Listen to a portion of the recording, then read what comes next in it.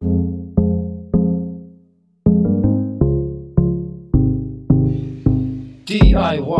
Motovlog.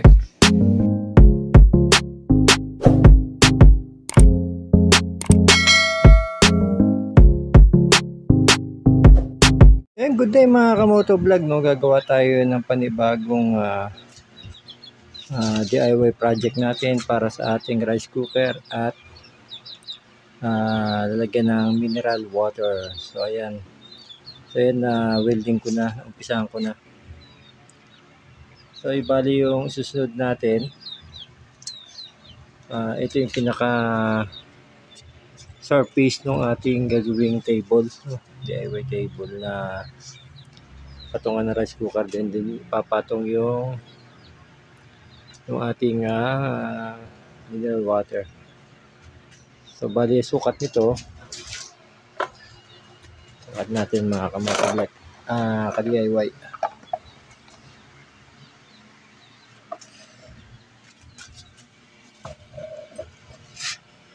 Sukatin natin.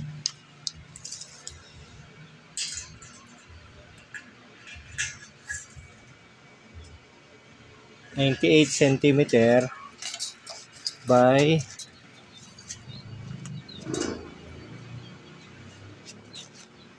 centimeter by 34 centimeter. So yun yung naging sukat niya mga ka-DIY, no? Then yung tubo, putulin ko lang para dito ko ilagay kasi puro scrap yan mga ka-DIY, no? So may tubo tayo, so dito natin lalagay para mabuo natin yung kabuuan ng papatungan ng ating surface, yung table, itong ating plywood. So sukatin ko lang, then i-welding natin to.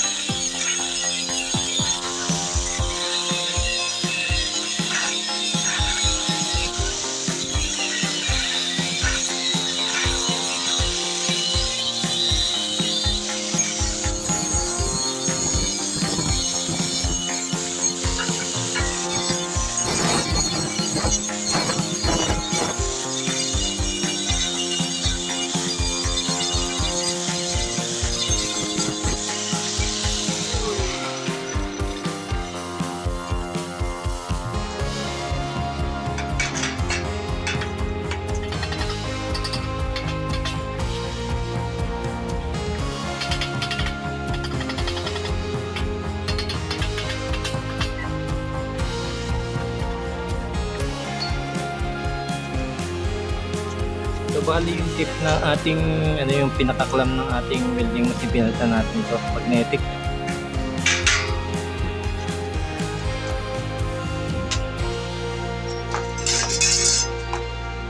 Layo lang natin sa DIY.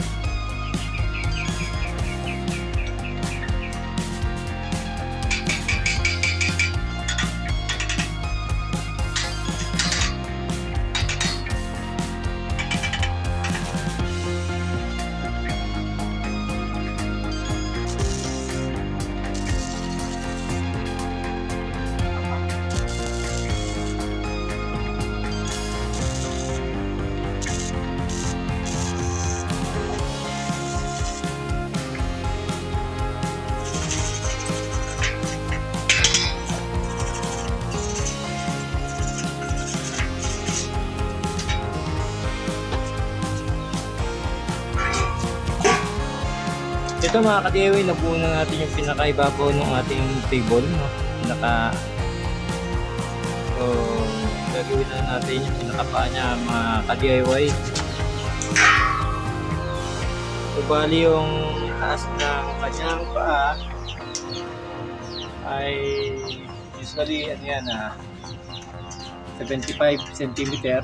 Bali, gagawa tayo ng paa niya na 70 cm kasi 5 cm na to mga ka-DIY. So, bali, pinakapaa niya ay magiging 70 cm o 0.7 meters.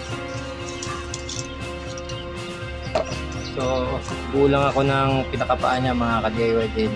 Full weld natin dito. So, yun, ka-DIY yung ating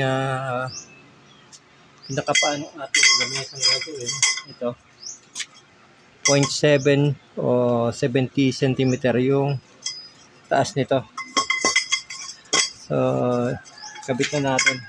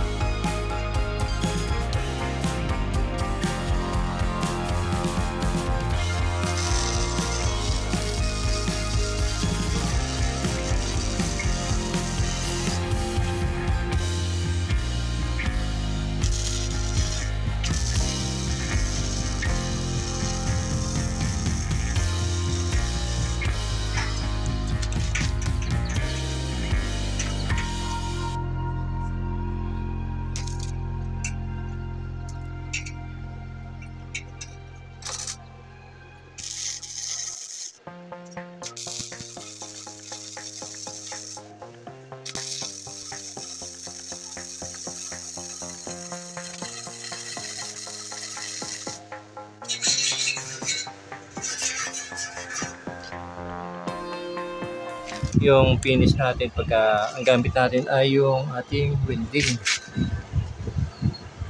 Yan yung big force. Yan yung kalalabasan ng ating mga welding yan. Parang kaliskis ng isda. So, isa na lang yung bubuuin natin, sampaan na lang.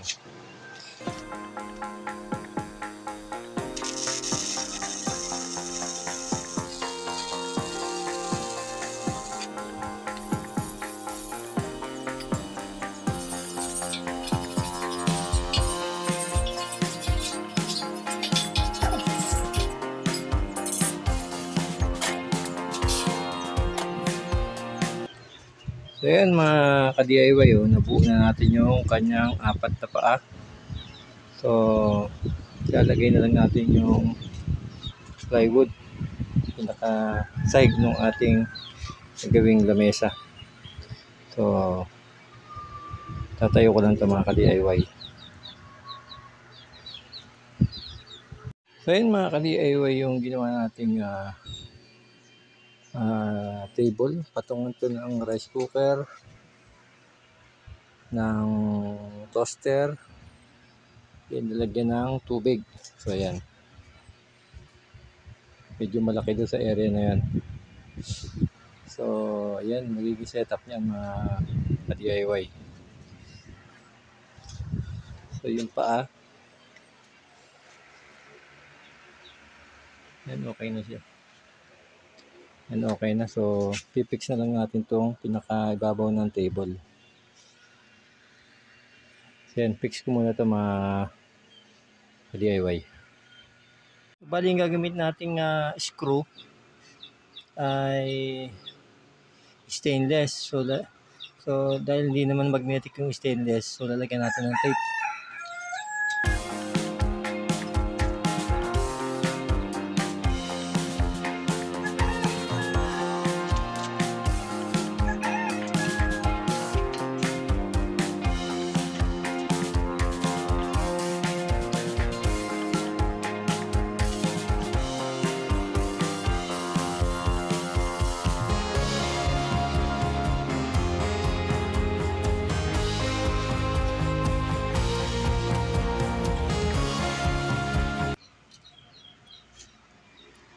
So yan mga ka-DIY, na-fix na natin yung pinakaibabaw na table. So lagyan na lang natin to bago ko i-fix to, lagyan muna natin dito ng stick wheel para mag-bind sila. So yan, ganyan yung tsura niya pag natapos ng mga ka-DIY.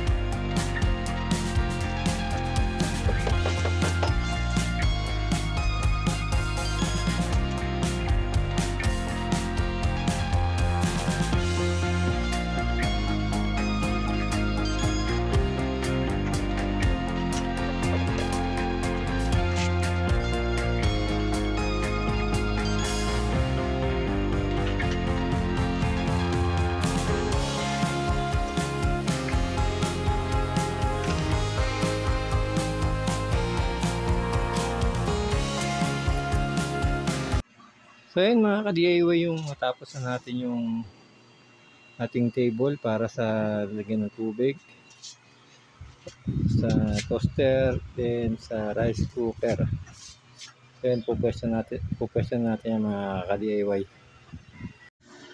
So ayun mga ka-DIY, yung ginawa nating lamesa para sa ating rice cooker, bread toaster, and sa initan ng tubig, lagyan ng tubig, then yung mineral water natin, no? So ayan, magiging setup nya.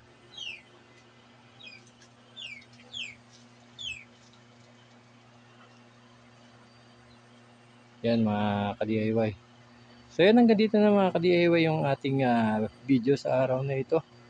Sana nakatulong tong video na to para magkaroon kayo ng idea kung paano gumawa ng patungan ng ating mga gamit sa bahay, no?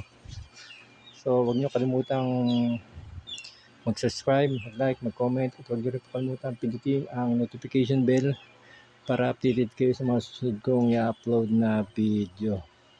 So yan mga ka-DIY, tapos na natin yung ating project. So yung itsura nya.